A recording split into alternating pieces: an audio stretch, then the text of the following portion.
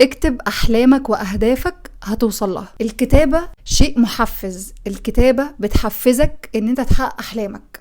لو انت ما كتبتش اي حاجة انت عايز توصل لها او ناويلها، صدقني مش هتحققها، هتوه في متاهة الحياة ومش هتحقق اي حاجة. الكتابة بتحفز ال RAS Reticular Activating System، وهو عبارة عن شبكة عصبية في الدماغ مسؤولة انها تركز على اي حاجة انت بتديلها اهتمام، وخاصة لما بتكتبها. RAS ده بيساعد ان هو ينشط دماغك ويبرمجه انه اي حاجة يشوفها، سواء فرصة، معلومة، اي حاجة، داتا، يحاول انه يوصل لها، لان دي اللي هتوصلك، فيحفظها في دماغك، يخليك دايما واعي بيها. كمان الكتابة بتفرز هرمون الدوبامين، ده هرمون السعادة والتحفيز اللي احنا كلنا عارفينه. فلما الهرمون ده بيتفرز بتحس وقتها بطاقة انك قادر تعمل ده وتوصل له. كمان في دراسة بتقول ان الناس اللي بتكتب اهدافها عندهم احتمال بنسبة 42% انهم يحققوا الاهداف اللي كتبوها دي، مقارنة بالناس اللي ما كتبوش اصلا. بالاخر كده الكتابة هتعمل حاجات كتير قوي انت مش تاخد بالك منها غير بعدين. اولا الكتابة هتحسن مودك جدا جدا،